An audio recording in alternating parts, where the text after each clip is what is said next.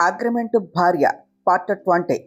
సుమతి బెడ్రూమ్లో వాతావరణం ఒక్కసారిగా నిశ్శబ్దంగా మారిపోయింది. తను మెట్ల మీద నుండి ఎలా పడిపోయిందో సుమతి వివరిస్తూ ఉన్న తీరును అభిరామ్, శివాని, రామచంద్రవర్మ గారు ముగ్గురు చాలా నిశితంగా గమనించారు. సుమతి కంగారు పడుతూ, ఆ రాత్రి నువ్వు ఆ దొంగతో ఫైట్ చేయటం చూసి నేను భయపడిపోయాను శివాని. ఆ కంగారులో మెట్లు దిగుతూ ఉండగా నా కాళ్ళు జారినట్టు లేదా ఎవరో వెనక నుండి నెట్టినట్లు అనిపించింది అంటూ మాట మార్చటానికి ప్రయత్నించింది. సుమతి మాటలు విన్న రామచంద్రవర్మ గారు తీవ్రమైన ఆందోళనకు లోనవగా అభిరామ్ ముఖంలో మాత్రం అనుమానపు రేఖలు దట్టంగా అలముకున్నాయి. కానీ శివాని మాత్రం వాతావరణాన్ని తేలికపరుస్తున్నట్లు నటిస్తూ పెదవులపై ఒక చిరునవ్వుతో, అయ్యో పర్వాలేదు అత్తయ్య, రాత్రి ఏం జరిగిందో వదిలేయండి. ప్రస్తుతం మీరు చాలా నీరసంగా ఉన్నారు. ముందు మీరు ప్రశాంతంగా విశ్రాంతి తీసుకోండి అని చెప్పి బెడ్ మీద నుండి లేవబోయింది. కానీ సుమతి అంతటితో వదలలేదు. ఆమె వెంటనే శివాని చేయి పట్టుకొని ఆపి, కానీ శివాని, రాత్రి మన ఇంట్లోనికి చొరబడిన ఆ వ్యక్తి అసలు ఎవరు? నువ్వు అతనితో ఎందుకు అంతలా ఫైట్ చేస్తున్నావు? అయినా నువ్వు ఇంత అద్భుతంగా ఒక ప్రొఫెషనల్లా ఫైట్ చేస్తావు అని నేను అస్సలు ఊహించలేదు తెలుసా. నువ్వు చాలా బాగా ఫైట్ చేశావు అన్నది.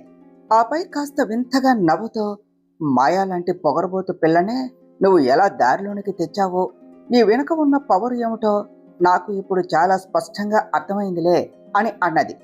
సుమతి మాటలకు శివాని నవ్వుతూ, థ్యాంక్ యూ సో మచ్ అత్తయ్య అని చెప్పి అక్కడి నుండి వెళ్ళబోతూ ఉంటే సుమతి మళ్ళీ ఆమె చెయ్యిను గట్టిగా పట్టుకుని లాగి, శివాని, నువ్వు నా ప్రశ్నకు సమాధానం చెప్పలేదు. ఆ రాత్రి వచ్చిన వ్యక్తి ఎవరో నువ్వు ఇంకా నాకు చెప్పలేదు అని అడిగింది. ఆ ప్రశ్నకు శివాని ముఖంలోని చిరునవ్వు మాయమైంది. ఆమె ముఖం ఒక్కసారిగా సీరియస్గా మారిపోయింది. ఆమె సుమతి కళ్ళల్లోనికి చూస్తూ, నాకు కూడా తెలియదు అత్తయ్య. నిజానికి నేను కూడా అతన్ని నిన్న రాత్రే మొదటిసారి చూశాను. అసలు వాడు ఎవడు, మన ఇంట్లోనికి ఎందుకు చొరపట్టాడో అడుగుదాము అనే మా మధ్య ఆ ఫైట్ మొదలయ్యింది.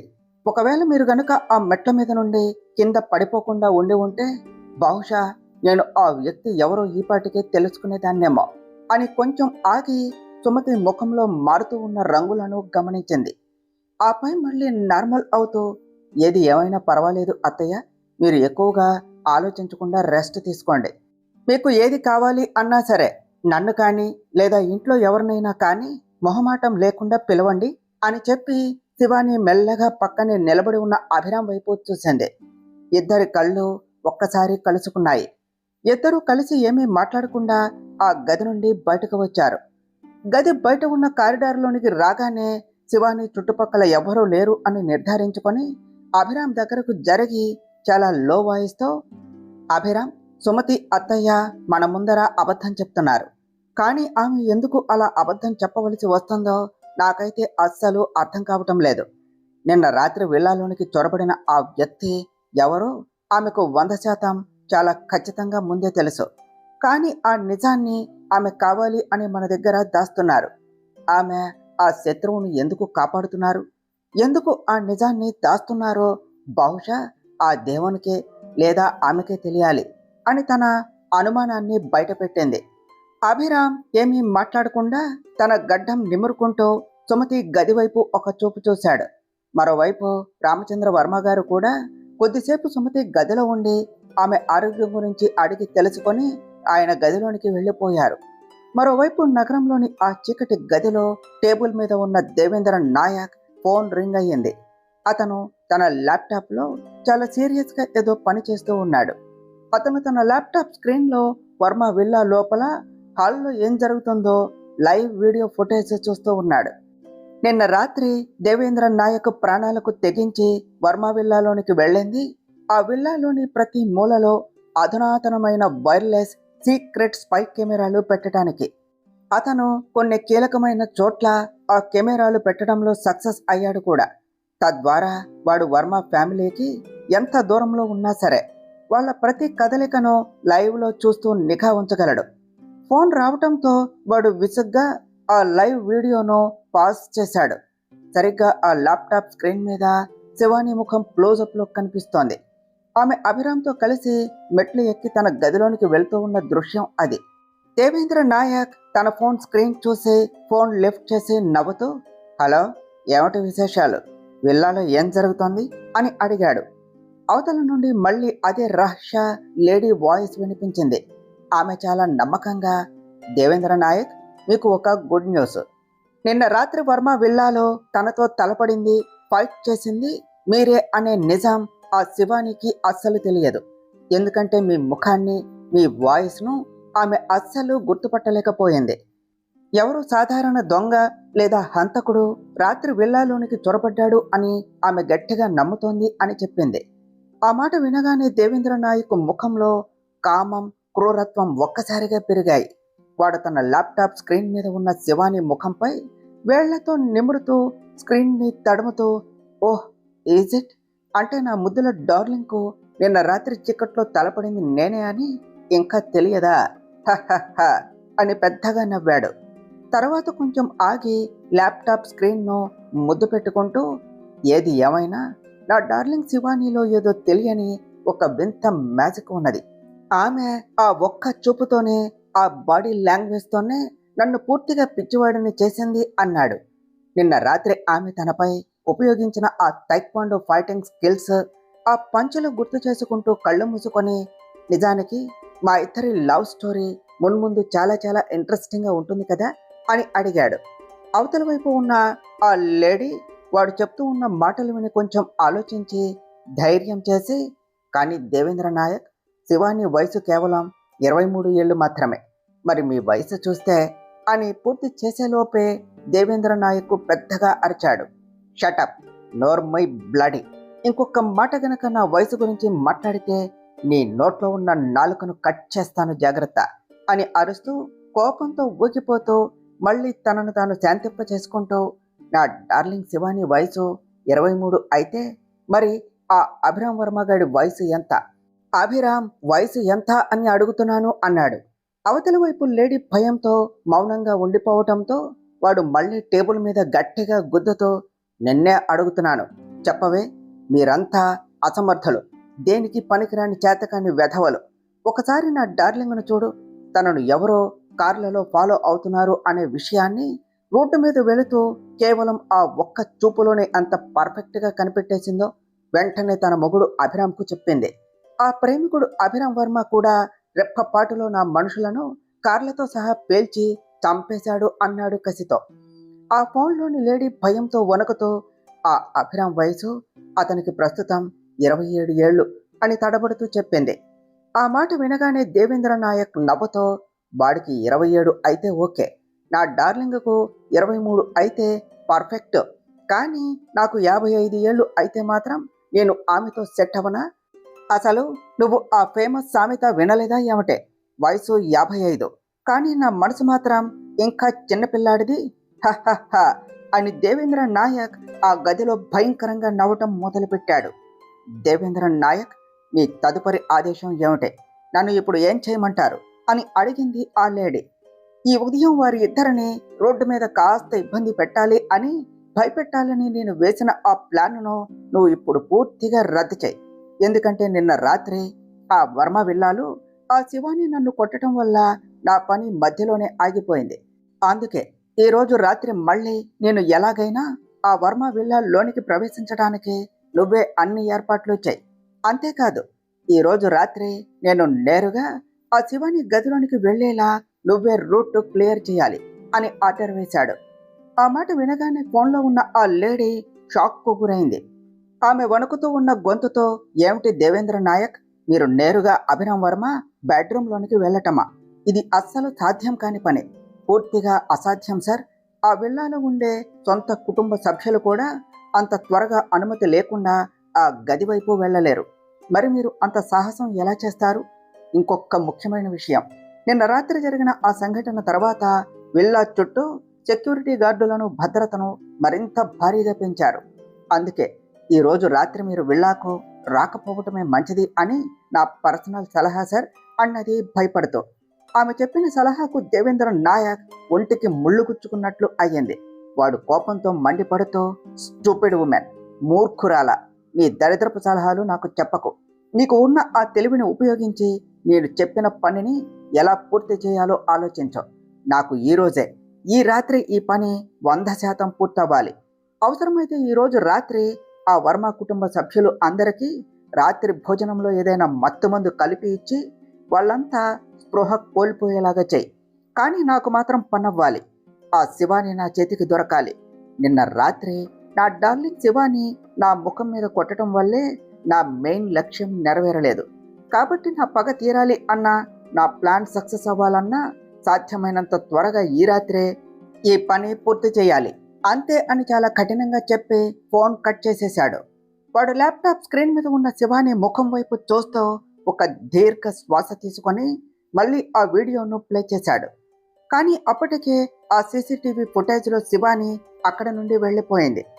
నిన్న రాత్రి వాడు విల్లాలోనికి చొరబడిన ఆ కొద్ది సమయంలోనే ఎలాగోలా కంగారుగా విల్లాలోని వివిధ మూలలలో దాదాపు 7 నుండి 8 సీక్రెట్ స్పై కెమెరాలను అమర్చాడు. అతను కంగారుగా ఆ ల్యాప్టాప్లో ప్రతి ఒక్క కెమెరా యాంగిల్ని మార్చి చెక్ చేశాడు. కానీ శివాని ఆ హాల్లో ఎక్కడా కనిపించలేదు. చివరకు అభిరామ్ కోసం వెతికినా అతను కూడా ఎక్కడా స్క్రీన్ మీద కనిపించలేదు. దానితో దేవేంద్ర నాయక్ చిరాకు పడుతూ ల్యాప్టాప్ స్క్రీన్ను గట్టిగా మూసేసి నవ్వుతూ, సరే నా ముద్దుల డార్లింగ్ శివాని, ఇంకొన్ని గంటలు మాత్రమే టైం ఉన్నది. ఆ తర్వాత ఈరోజు అర్ధరాత్రి మనం మళ్ళీ కలుస్తాం. కానీ నిన్నటిలా కాకుండా ఈరోజు రాత్రి నువ్వు నాతో కోపంగా ఫైట్ చేయకుండా చాలా నిశ్శబ్దంగా నా కౌగిలిలో బందీ అయి ఉంటావు. అప్పుడు మన ఇద్దరి లవ్ స్టోరీ ఎంత బాగుంటుందో కదా, హ అని గట్టిగా నవ్వసాగాడు.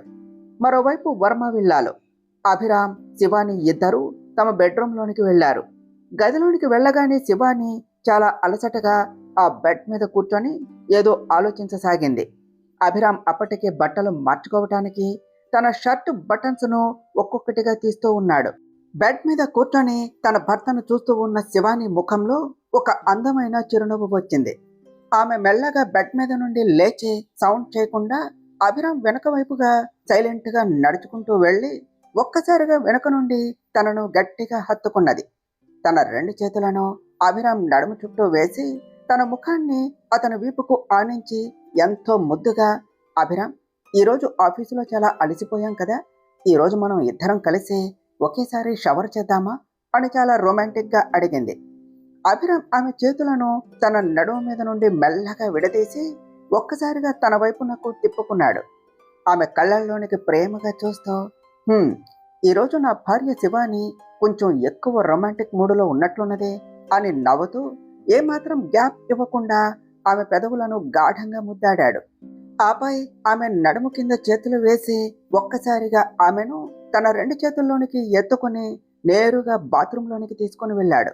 బాత్రూంలోని షవర్ ఆన్ చేయగానే ఆ చల్లటి నీటి కింద ఇద్దరూ పూర్తిగా తడుస్తూ ఒకరిని ఒకరు గాఢంగా పెదవులపై ముద్దు పెట్టుకుంటూ ఉన్నారు. కాసేపటి తర్వాత ఇద్దరూ ముద్దు నుండి విడిపోయారు. అభిరామ్ శివాని ముఖాన్ని తేరిపారా చూస్తూ, శివాని, ఇప్పుడు నిజం చెప్పు, నీ మెదడులో ఏదో చాలా పెద్ద ప్లాన్ నడుస్తోంది. నీ మైండ్లో ఏం నడుస్తోందో నాకు క్లియర్గా చెప్పు అని అడిగాడు.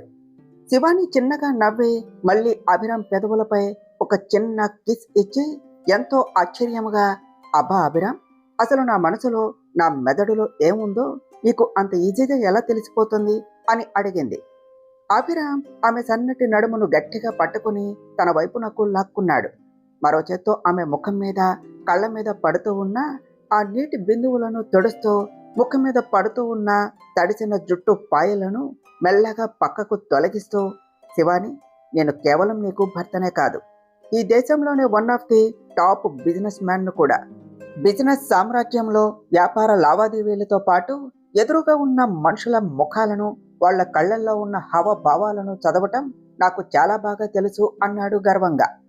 శివాని ముఖంలో మళ్ళీ సీరియస్నెస్ వచ్చింది. ఆమె ఏదో ముఖ్యమైన విషయం చెప్పబోతూ ఉండగా అభిరామ్ మధ్యలో అందుకొని, మా పిన్ని సుమతి వర్మ నిన్న రాత్రి జరిగిన ప్రమాదం గురించి నిజం చెప్తోంది. అవునా? ఇదే కదా నువ్వు ఆలోచిస్తూ ఉన్నది? ఇప్పుడు దాని గురించే నాతో మాట్లాడాలి అని అనుకున్నావా? ఇది కాకుండా నీ మైండ్లో ఇంకేముందో క్లియర్గా చెప్పు శివాని అని అన్నాడు. శివాని ఆ మాట వినగానే షాక్తో నోరెళ్ళబెట్టింది. మై గాడ్ అభిరామ్, నీకు ఎలా తెలిసింది? నేను అత్తయ్య గురించి ఇదే విషయం నీకు చెప్పాలి అని అనుకున్నాను అని ఆశ్చర్యపోతూ అడిగింది. అభిరామ్ చిన్నగా నవ్వి, అవన్నీ వదిలే శివాని, అసలు నీకు అత్తయ్య మీద ఎందుకు అంతలా అనుమానం వచ్చిందో నువ్వు చెప్పు అని అడిగాడు. కానీ శివాని కాస్త ఆలోచించి, లేదు అభిరామ్, నేను ఇంకా దాని గురించి పూర్తిగా నిర్ధారించుకోలేదు. విల్లాలో ఉన్న ఆ నమ్మకద్రోహి ఎవరో నేను ముందే కొన్ని విషయాలు కన్ఫర్మ్ చేసుకున్నాక ఆధారాలతో సహా నీకు పూర్తి నిజాన్ని చెప్తాను అన్నది చాలా తెలివిగా. అభిరామ్ ఆమె నిర్ణయాన్ని గౌరవిస్తూ, సరే శివాని, నీ ఇష్టం, కానీ పద, మనం ఎక్కువసేపు ఇలా షవర్ కింద తడుస్తూ ఉంటే నీకు జలుబు చేస్తుంది, తర్వాత నీ ఆరోగ్యం పాడవుతుంది అని ఎంతో ఆందోళనగా చెప్పాడు. అతనిలో ఉన్న ఆ ప్రేమను చూసి శివాని మనసు కరిగిపోయింది.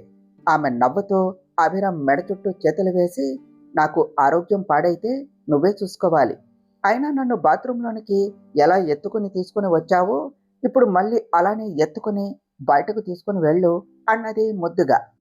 అభిరామ్ పెద్దగా నవ్వుతూ, అబ్బా, నువ్వొక పెద్ద డ్రామా కంపెనీవి శివాని అని అంటూ అక్కడ ఉన్న తెల్లటి సాఫ్ట్ బాత్ రోబ్లో ఆమె శరీరాన్ని పూర్తిగా చుట్టేసి మళ్ళీ తన రెండు చేతుల్లోనికి ఎత్తుకొని నేరుగా బెడ్రూంలోనికి తీసుకుని వచ్చాడు. అప్పటికే రాత్రి దాదాపు 9 గంటలు కావస్తోంది. విల్లాలో అందరూ కలిసి డిన్నర్ చేసే సమయం అయ్యింది. మరోవైపు దేవేంద్ర నాయక్ తన బ్యాగులను ఆయుధాలను ప్యాక్ చేసుకుని వర్మ విల్లాపై దాడి చేయడానికి పూర్తిగా సిద్ధమయ్యాడు. అతను గది ముందరి తలుపులు తెరిచి బయటకు వెళ్తూ సడన్ గా ఆగిపోయి మళ్ళీ వెనుకకు తిరిగి గోడకు ఉన్న ప్రొజెక్టర్ స్క్రీన్ వైపు చూశాడు. అక్కడ లైవ్ వీడియోలో వర్మ విల్లా లోపల డైనింగ్ టేబుల్ దగ్గర రామచంద్ర వర్మ గారు, సుమతి, అభిరామ్, శివాని అందరూ కలిసి కూర్చొని ఎంతో సంతోషంగా రాత్రి భోజనం చేస్తూ ఉన్న దృశ్యం నడుస్తోంది. దేవేంద్ర నాయక్ ఆ ప్రొజెక్టర్ స్క్రీన్ దగ్గరకు వెళ్ళి వారి మధ్యలో కూర్చొని నవ్వుతూ ఉన్న శివాని ముఖంపై చేతితో తాకుతూ, నా ముద్దుల డార్లింగ్ శివాని, ఇదిగో నీ లవర్ దేవేంద్ర నాయక్ నీకోసమే వస్తున్నాడు అని నవ్వుకుంటూ విల్లా వైపు బయలుదేరాడు. ఇటు విల్లాలో అందరూ భోజనం ముగించి డైనింగ్ టేబుల్ దగ్గర నుండి లేవబోతూ ఉండగా సుమతి వెంటనే అందరినీ ఆపుతూ రామచంద్ర వర్మ గారి వైపు చూసి, మామయ్య గారు, ప్లీజ్ ఒక్క నిమిషం ఆగండి, ఈరోజు మీ అందరి కోసం నేను ప్రత్యేకంగా ఒక స్పెషల్ చేయించాను, అది తిని వెళ్ళండి అని అన్నది. అలా అంటూనే పక్కనే ఉన్న ఒక పనివాడి వైపు చూసి ఆ స్పెషల్ తీసుకుని రావాలి అని కళ్ళతోనే సైగ చేసింది. కొద్దిసేపటికే ఆ పనివాడు వణుకుతూ ఉన్న చేతులతో పరమాన్నం ఒక పెద్ద గిన్నెను తీసుకుని వచ్చి డైనింగ్ టేబుల్ మధ్యలో పెట్టాడు. వాడు వర్మ కుటుంబ సభ్యుల కళ్ళల్లోనికి చూడటానికి కూడా భయపడుతూ తలదించుకొని శరవేగంగా మళ్ళీ కిచెన్లోనికి వెళ్ళిపోయాడు. సుమతి ఆ పరమాన్నం గురించి ఏదో చెప్పబోతూ ఉండగా మాయ ఆమె మాటను మధ్యలోనే కట్ చేస్తూ ఎంతో ఎక్సైటింగ్గా, అరే వావ్ అత్తయ్య, పరమాన్నమా, నా ఫేవరెట్, నేను త్వరగా అందరికీ వడ్డిస్తాను, లేదు అంటే ఇది చల్లారిపోతుంది అంటూ గిన్నెను తన వైపునకు లాక్కున్నది. అందరికీ పరమాన్నం వడ్డిస్తూ ఉన్న ఆ సమయంలోనే అభిరామ్ ఫోన్ రింగ్ అయ్యింది. అభిరామ్ క్యాజువల్గా ఫోన్ తీసి స్క్రీన్ మీద ఉన్న ఆ నంబర్ చూడగానే అతని ముఖ కవలికలు ఒక్కసారిగా మారిపోయాయి. కళ్ళల్లో గాంభీర్యం ఆవరించింది. వెంటనే అతను ఎవరికి అనుమానం రాకుండా అక్కడి నుంచి లేచి వేగంగా మెట్లెక్కి తన గదిలోనికి వెళ్ళిపోయాడు. గదిలోనికి వెళ్ళగానే అభిరామ్ తలుపు వేసి ఒక మెయిల్ చెక్ చేయడానికి తన ల్యాప్టాప్ ఆన్ చేశాడు. ఆ మెయిల్ ఓపెన్ చేసి స్క్రీన్ వైపు చూడగానే అభిరామ్ కనుబొమ్మలు ఆశ్చర్యంతో తీవ్రమైన కోపంతో ముడిపడ్డాయి. మరోవైపు నగరపు వీధుల్లో దేవేంద్ర నాయక్ తన లక్ష్యాన్ని నెరవేర్చుకోవటానికి వర్మ విల్లాకు కేవలం 500 మీటర్ల దూరంలోనే తన కారును ఆపి నిలబడ్డాడు. కారు విండ్షీల్డ్ లోపల తన ల్యాప్టాప్ను ఓపెన్ చేసి విల్లాలో ఉన్న కెమెరాల ద్వారా వారిపై నిఘా ఉంచాడు. కొద్దిసేపటికే వర్మ విల్లా అంత నిశ్శబ్దంగా మారిపోయింది. ఎందుకంటే ఆ పరమాన్నంలో దేవేంద్ర నాయక్ ఫోన్లో ఆర్డర్ వేసినట్లుగానే ఆ లేడీ నిద్రమాత్రలను కలిపింది. ఆ పరమాన్నం తిన్న రామచంద్ర వర్మ గారు, మాయ, సుమతితో సహా విల్లాలోని వారు అందరూ స్పృహ కోల్పోయి గాఢ నిద్రలోనికి జారుకున్నారు. విల్లాలో అంత త్వరగా నిశ్శబ్దం ఆవరించటం, కెమెరాల్లో అందరూ పడిపోవటం చూసి దేవేంద్ర నాయక్ ముఖంలో ఒక చిరునవ్వు చేరింది. అతను ల్యాప్టాప్ స్క్రీన్ను చూస్తూ, అభిరామ్ వర్మ, ఇదిగో నీ మృత్యువుల దేవేంద్ర నాయక్ వస్తున్నాడు. నీ వ్యాపార సామ్రాజ్యాన్ని, నీ కుటుంబాన్ని ముఖ్యంగా నా ముద్దల మైనా శివానీని నా చేతి నుండి కాపాడుకోవటానికి నువ్వు ఈరోజు ఏం చేస్తావో, ఎలా అడ్డుకుంటావో నేను కూడా చూస్తానురా అని నవ్వుతూ వెంటనే ఆ విల్లాలో ఉన్న లేడీకి కాల్ చేశాడు.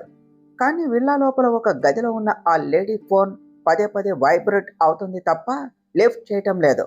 ఎందుకంటే ఆ బెడ్ మీద ఉన్న ఆ లేడీ కూడా ఆ మత్తుమందు ప్రభావం వల్ల పూర్తిగా స్పృహ లేని స్థితిలో గాఢ నిద్రలో పడి ఉన్నది. ఫోన్ పదే పదే రింగ్ అయినా అవతల నుండి రెస్పాన్స్ రాకపోవడంతో దేవేంద్ర నాయక్కు చిరాకు వచ్చింది. అతడు స్టీరింగ్ మీద గట్టిగా కొడుతూ, మూర్ఖురాల, ఇంట్లో వాళ్ళందరినీ స్పృహ లేకుండా చేయమంటే నువ్వు కూడా ఆ పరమాన్నం తిని పడుకున్నావా ఏమిటే? ఇప్పుడు అక్కడ అసలు ఏం జరుగుతుందో నాకు ఎలా తెలుస్తుంది అని కోపంతో ఊగిపోయాడు.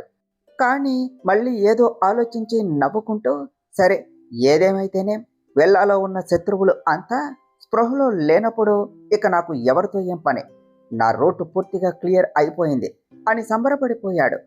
మరోవైపు విల్లాలోని తన బెడ్రూమ్లో అభిరామ్ సోఫాలో తన ల్యాప్టాప్ ముందు కూర్చొని చాలా వేగంగా ఏదో కోడింగు టైప్ చేస్తున్నాడు. అతని ముఖంలో ఎలాంటి భయం లేదు. పైగా ఏదో పెద్ద వేట కోసం ఎదురు చూస్తూ ఉన్న సింహంలా ఉన్నాడు.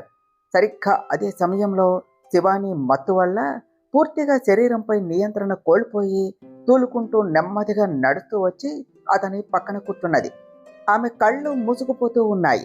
ఆమె అభిరామ్ భుజంపై తల వాల్చేస్తూ చాలా లో వాయిస్తూ, అభిరామ్, ఈరోజు నా తల ఎందుకు ఇంత వింతగా తిరుగుతోంది? నా కళ్ళ ముందు నువ్వు కూడా నాకు క్లియర్గా కనిపించటం లేదు, అంత చీకటిగా అనిపిస్తోంది అన్నది తడబడుతూ. అభిరామ్ ఆమె వైపు ప్రేమగా చూశాడు. ఆమె ముఖంలో ఉన్న మత్తును చూసి అతను అంత ముందే ఊహించినట్లుగా ఏమాత్రం కంగారు పడకుండా ఆమె జుట్టును ఎంతో సున్నితంగా నిమురుతూ, ఏమీ లేదు శివాని, ఈరోజు నువ్వు ఆఫీసులో చాలా ఎక్కువ పని చేసావు కదా, ఆ అలసట వల్లే నీకు ఇలా విపరీతంగా నిద్ర వస్తోంది, పద ముందు ప్రశాంతంగా పడుకో అని చెప్పాడు. అలా అంటూనే అభిరామ్ శివానీని రెండు చేతుల్లోనికి ఎంతో సున్నితంగా ఎత్తుకొని బెడ్ మీద పడుకోపెట్టి దుప్పటి కప్పాడు. శివాని బెడ్ మీద తలవాల్చి వాల్చకుండానే మత్తులో పూర్తిగా నిద్రపోయింది. అభిరామ్ కొద్దిసేపు ఆమె ముఖాన్ని ప్రేమగా చూస్తూ ఉండిపోయాడు. ఆపై ఆమె నుదుటిపై ముద్దు పెట్టుకుని మళ్ళీ తన ల్యాప్టాప్ దగ్గరకు వెళ్ళి చాలా సీరియస్గా తన పనిని మొదలుపెట్టాడు. కాలం వేగంగా కదులుతోంది. విల్లాలోని క్లాక్లో గడియారం ముళ్ళో కరెక్ట్గా అర్ధరాత్రి 1 గంటను సూచించినప్పుడు అభిరామ్ పక్కనే ఉన్న ఫోన్కు ఒక మెసేజ్ నోటిఫికేషన్ వచ్చింది. ఆ మెసేజ్ చూడగానే అభిరామ్ ముఖంలో ఒక చిరునవ్వు మెరిసింది.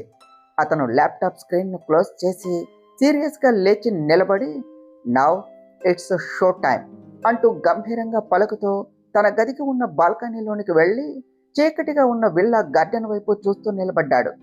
అటువైపు విల్లా బయట దేవేంద్ర నాయక్ చేతి గడియారంలో కూడా టైం కరెక్ట్గా 1 గంట కావటంతో అతడు తన పనిని మొదలుపెట్టాడు. అభిరామ్, ఇదిగో నేను వస్తున్నాను. నీ సర్వనాశనానికి, నీ వర్మ వంశ వినాశనానికి ఈరోజే నేను మొదటి అడుగు వేయబోతున్నాను. దమ్ముంటే నన్ను ఆపగలిగితే ఆపి చూడరా అంటూ తన కారు స్టార్ట్ చేశాడు. అతడు విల్లాకు కేవలం 100 మీటర్ల దూరంలో చీకట్లో కారు ఆపి ఒక బ్యాగు, కొన్ని పదునైన వస్తువులను, ఆయుధాలను తీసుకొని కారు దిగి బయటకు వచ్చాడు. దూరం నుండి లైట్లు లేని వర్మ విల్లా వైపు ఒక వికృతమైన నవ్వుతో చూస్తూ ముందుకు నడిచాడు.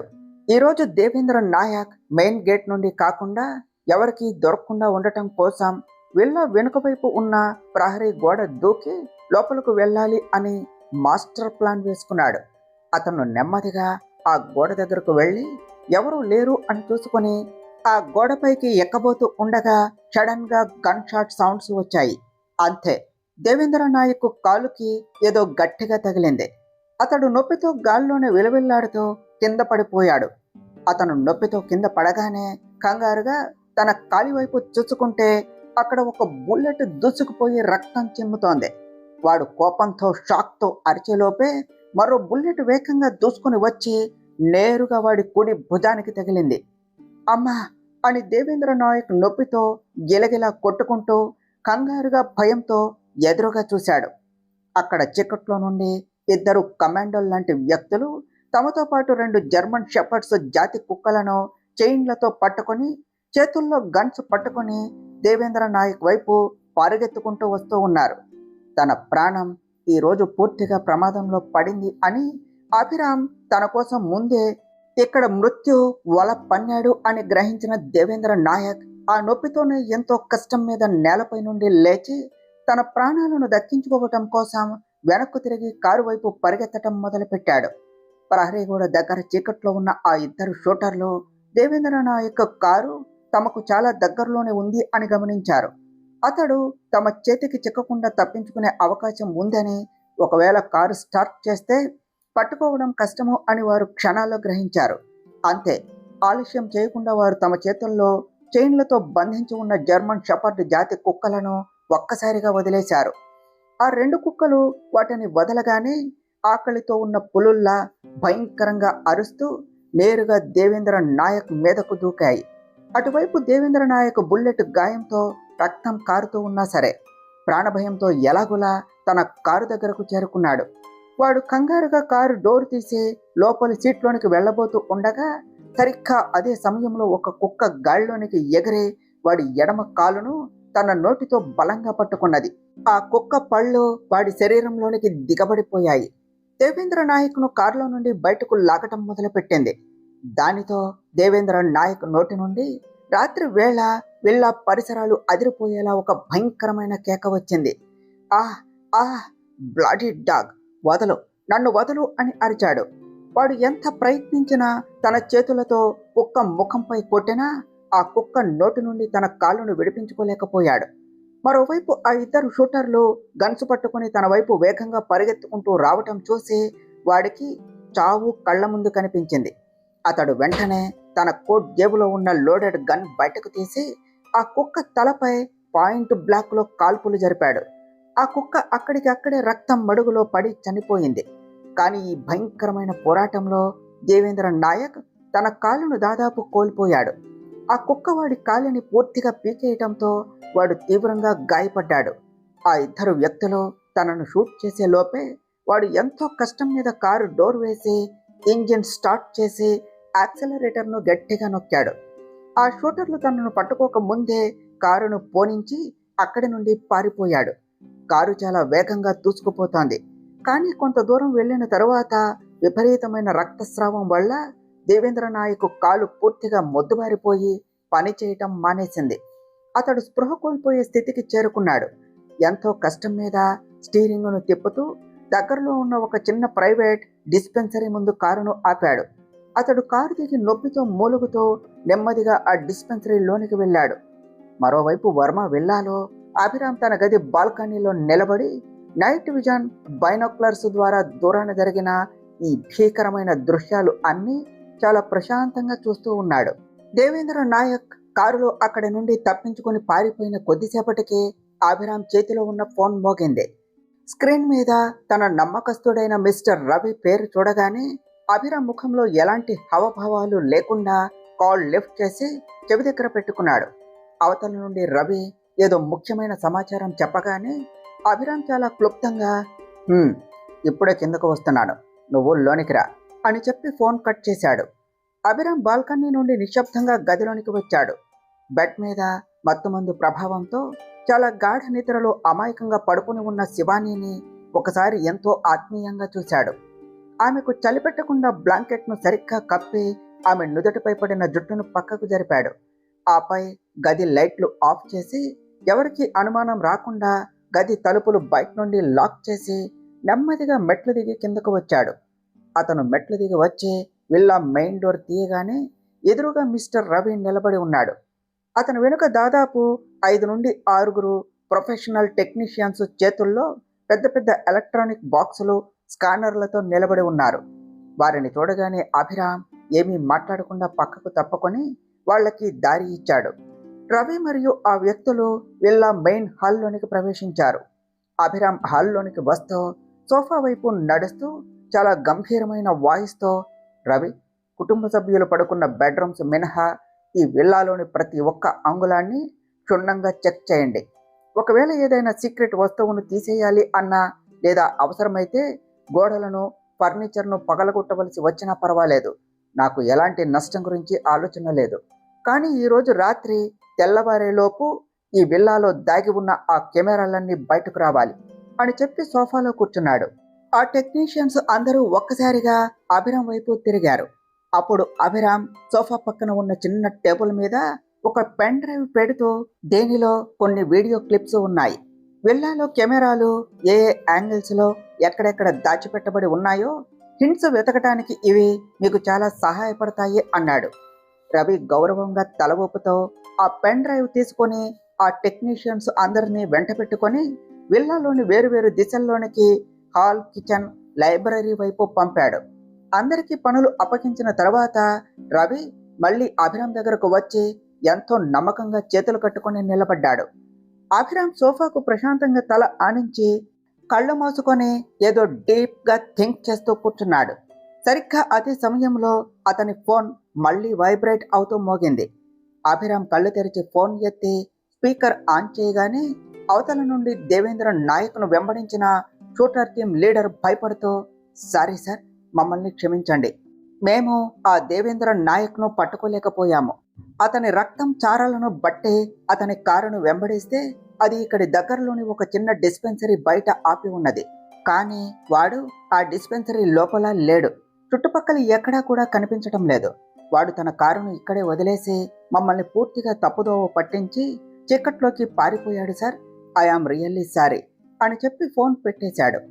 అభిరామ్ ఎలాంటి కోపం ప్రదర్శించకుండా తన ఫోన్ను తిరిగి టేబుల్ మీద పెట్టాడు. కొద్దిసేపు హాల్లో మౌనం ఆవరించింది. ఆపై అభిరామ్ నెమ్మదిగా కళ్ళు తెరిచి, వాడు మళ్ళీ తప్పించుకున్నాడు అన్నాడు చాలా కూల్గా. అది విన్న మిస్టర్ రవి ముఖంలో బాధ, కోపం ఒక్కసారిగా బయటకు వచ్చాయి. అతను అభిరామ్ వైపు చూస్తూ, సార్, అసలు ఆ రాక్షసుడు మన చేతికి ఎలా చిక్కుతాడు సార్? మనం ఎంత పక్కాగా ప్లాన్ చేసినా, చుట్టూ మనుషులను పెట్టినా వాడు ప్రతిసారి ఏదో ఒక రకంగా ఎలా తప్పించుకుంటున్నాడు? వాడు వెనుక ఎవరు ఉన్నారు సార్ అన్నాడు ఆవేదనతో. కానీ అభిరామ్ మాత్రం ఎలాంటి సమాధానము చెప్పకుండా శూన్యంలోనికి చూస్తూ ఉండిపోయాడు. అప్పుడు రవి కొంచెం ఆలోచించి తన మనసులోని సందేహాన్ని అడగటానికి ధైర్యం చేసి, సార్, ఒక చిన్న డౌట్. దేవేంద్ర నాయక్ మన విల్లా లోపల సీక్రెట్ కెమెరాలు పెట్టాడు అని మీకు అసలు ఎలా తెలిసింది సార్? అసలు వాడు పక్కాగా ఈరోజే ఈ టైంకి విల్లాలోనికి వస్తాడు అని మీకు అంత నమ్మకం ఎలా కలిగింది అని అడిగాడు. అభిరామ్ సోఫాలో కొంచెం వెనక్కు జరిగి కొద్దిసేపు మౌనంగా ఆలోచించి తన ప్లాన్ను రవికి వివరిస్తూ ఇలా బదులిచ్చాడు. రవి, శివాని తన మెమరీ నుండి గీసిన ఆ స్కెచ్ను నా పర్సనల్ మనుషులకు ముందే పంపాను. సిటీలోని ప్రతి రూట్లో వాడిపై నిఘా ఉంచమని చెప్పాను. ఎందుకంటే వాడు ఇంతకు ముందు కూడా మనకు తెలియకుండా విల్లాలోనికి వచ్చాడు అని. అప్పుడు కూడా విల్లాలోని మెయిన్ సీసీటీవీ ఫుటేజ్లో హ్యాక్ అయ్యి డిలీట్ అయ్యాయి అని శివాని ఈరోజే నాకు ఒక హింట్ ఇచ్చింది. కాబట్టి వాడు మళ్ళీ ఏదో ఒక పెద్ద కుట్రతో మన విల్లా వైపు వస్తాడు అని నాకు బలమైన అనుమానం ఉన్నది. కానీ వాడు ఈరోజే వస్తాడు అని నాకు 100% కన్ఫర్మేషన్ లేదు అని ఆగాడు. రవి ఆసక్తిగా వింటూ ఉండగా అభిరామ్ కొనసాగించాడు. కానీ ఈరోజు డిన్నర్ సమయంలో నేను టేబుల్ నుండి లేచి రూమ్లోనికి వెళ్ళినప్పుడు నా సీక్రెట్ మనుషులు నాకు కాల్ చేశారు. దేవేంద్ర నాయక్ మన విల్లాకు కేవలం 500 మీటర్ల దూరంలో కారులో కూర్చొని ఎవరి కోసమో నిఘా వేసి చూస్తున్నాడు అని నా మనుషులు కన్ఫర్మ్ చేశారు. అందుకే వాడు లోపలికి రాకముందే నేను విల్లా చుట్టూ సెక్యూరిటీని, ఆ జర్మన్ షెపర్డ్ జాతి డాగ్స్ని మరింత పెంచాను అని చెప్పాడు. అంతా చెప్పి అభిరామ్ మళ్ళీ సోఫాకు ప్రశాంతంగా తల ఆడించి శాంతించాడు. కానీ మిస్టర్ రవి మైండ్ ఇంకా ఆలోచనలోనే మునిగిపోయింది. ఎందుకంటే అతను అడిగిన ప్రశ్నలకు అభిరామ్ చెప్పిన సమాధానాలు పైపైన మాత్రమే ఉన్నాయి. అసలైన సమాధానాలు దొరకలేదు. అతను కొంచెం ధైర్యం చేసి అభిరామ్ని చూస్తూ మళ్ళీ అడిగాడు. నాకు అంతా అర్థమైంది సార్. కానీ దేవేంద్ర నాయక్ నిన్న రాత్రి ఇక్కడ కెమెరాలు పెట్టాడు అని మీకు అంత పక్కాగా ఎలా తెలిసింది సార్? మరి ఈరోజు మళ్ళీ లోపలకు రావాలి అని ప్లాన్ చేస్తున్నాడు అని. అండ్ అన్నింటికంటే ముఖ్యంగా ఇప్పుడు మీరు మా చేతికి ఇచ్చిన ఆ పెన్ డ్రైవ్లో అసలు ఎలాంటి వీడియో క్లిప్స్ ఉన్నాయి సార్? ఆ క్లిప్స్ మీకు ఎక్కడి నుండి వచ్చాయి అని ఎంతో ఉత్కంఠగా అడిగాడు. తరువాత ఏం జరిగిందో నెక్స్ట్ పార్ట్లో తెలుసుకుందాం ఫ్రెండ్స్. డియర్ ఫ్రెండ్స్, మీకు గనుక ఈ కథ నచ్చినట్లయితే మీ అభిప్రాయాలను కామెంట్ల రూపంలో తెలియచేయండి. ఈ వీడియోను లైక్ చేయండి, షేర్ చేయండి. మా ఛానల్ను సబ్స్క్రైబ్ చేసుకోండి ఫ్రెండ్స్. Thank you.